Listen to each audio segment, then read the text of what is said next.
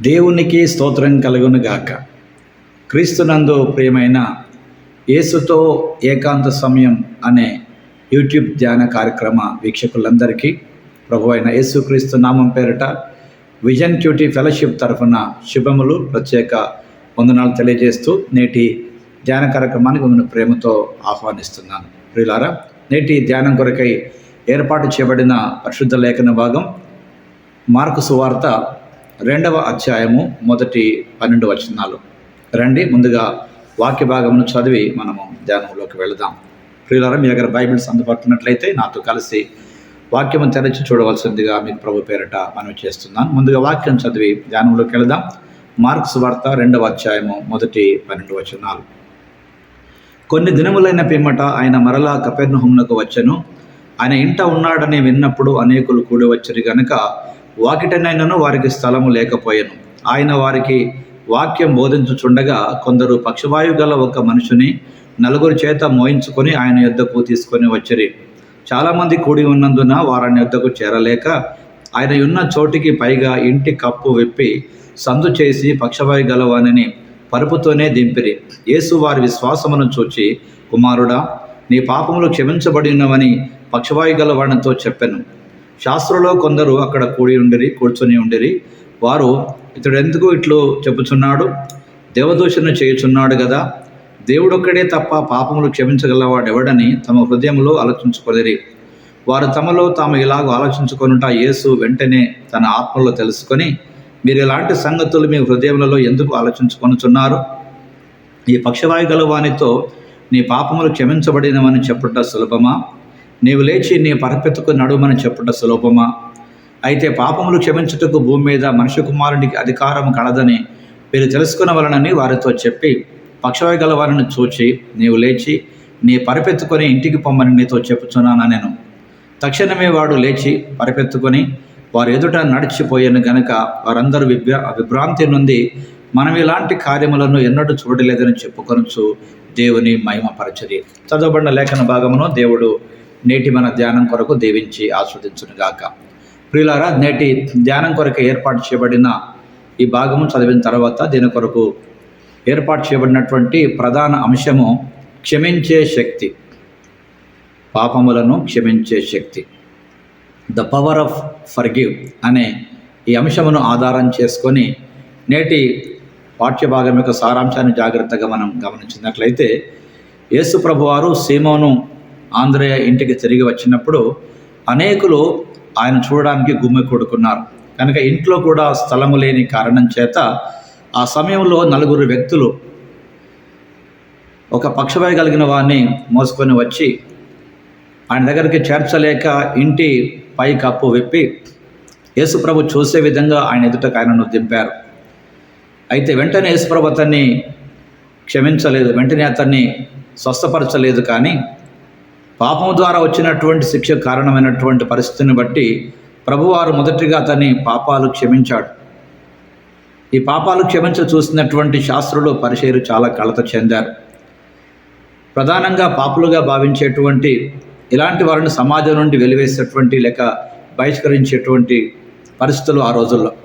అయితే పక్షవాయు గల రోగిని తన మాటలతో స్వస్థపరచడం ద్వారా యేసు ప్రభువారు పాపాలు క్షమించే అధికారం తనకున్నదని నిరూపించినటువంటి మాటలు ఈ పాఠ్యభాగంలో గమనిస్తున్నాం. ప్రియులారా, ఇందులో ప్రధానంగా దేవుడు ఎవరో, ఆయన ఏమైనాడో మనం చూసినట్లయితే 5వ వచనం నుండి 12 వచనాల ఆధారంగా ఆయన మానవ జాతిని పాపము నుండి కాపాడి లేక పాప కాడి నుండి విడుదల చేసేటువంటి దేవుడై ఉన్నాడని, ఈ పాప పక్షవాత వ్యాధిల మన ఆత్మను స్తంభింపజేసినటువంటి పరిస్థితులను బట్టి ప్రియులారా, నిజంగా మన పట్ల దేవుడు తన యొక్క కృపను చూపించినట్టుగా మనం గమనిస్తూ ఉన్నాం.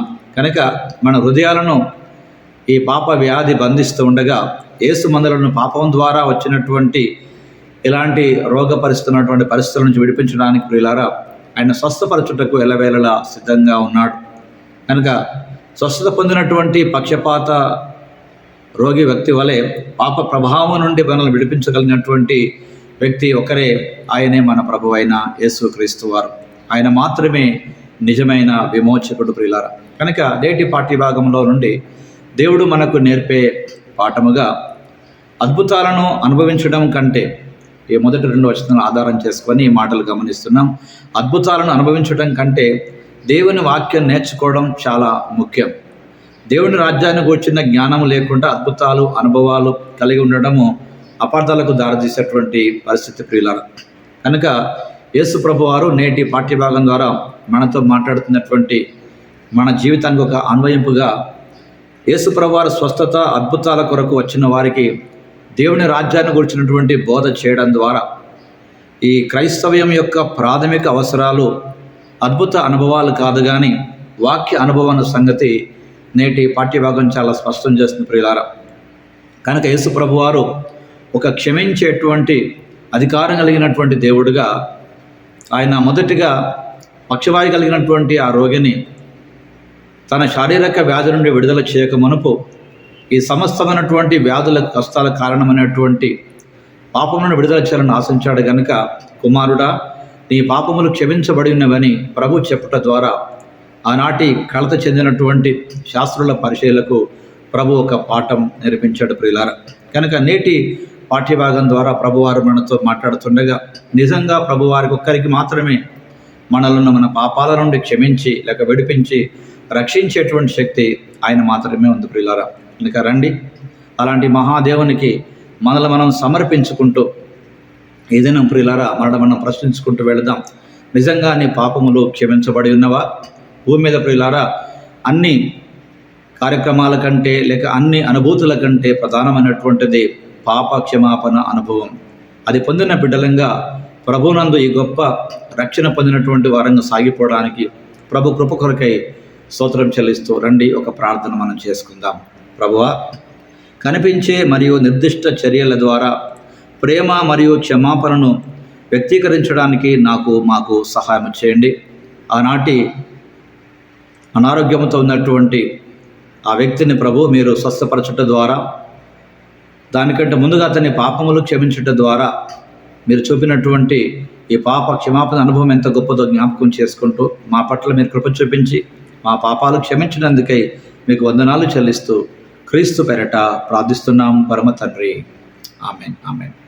ప్రియులారా, యేసు ప్రభు వారు ఆనాటి పక్షవాయు గల రోగిని స్వస్థపరచుట కంటే ముందు అతనికి ఆత్మీయ స్వస్థతను అనగా అతని పాపాలు క్షమించి స్వస్థతనిచ్చినటువంటి మాటను జ్ఞాపకం చేసుకుంటూ ప్రియులారా, మన జీవితంలో కూడా నిజమైన పాప క్షమాపణ అనుభవం మనం పొందినమా లేదా ఈ వాక్య భాగం ద్వారా మనం పరిశీలన చేసుకుంటూ నిజమైన రక్షణ అనుభవం ప్రియులారా పాప క్షమాపణ వలన మనకు కలుగుతుందని జ్ఞాపకం చేసుకుందాం. మన పాపాలు క్షమించి రక్షించిన దేవునికి మనం ఎంతైనా రుణస్థులం ప్రియులారా. కనుక శరీర సంబంధమైన వ్యాధి కంటే లేక ఈ పక్షవాయు రోగం కంటే కూడా పాప సంబంధమైనటువంటి వ్యాధి ఎంత ఘోరమైనదో ప్రభువారు ఎరిగిన వ్యక్తిగా మొదటిగా పాపములు క్షమించి ఆ తర్వాతనే రోగం స్వస్థపరిచినాడు. అలాంటి దేవునికి మనం సమర్పించుకుందాం ప్రియులారా. అనుదిన జీవితంలో ప్రభు మనతో మాట్లాడుతున్నటువంటి మాటలు నిజంగా మనం మేలు పొందిన వారమైతే అనేకులతో పంచుకుందాం, వారి విశ్వాసాన్ని కూడా బలపరుచుదాం. అలాగే ప్రియులారా, మీరు పొందిన ఈ ఆత్మీయ అనుభూతులు మాతో పంచుకోండి, మేము సంతోషిస్తాం, అలాగే ప్రభువును స్తుతిస్తాం. కనుక అనేకులకు యేసుతో ఏకాంత సమయము అనే ఈ క్వైట్ టైం క్యూటీని పరిచయం చేయాల్సిందిగా ప్రభు పేరట మీకు మనం చేస్తున్నాం. Thank you. God bless you all.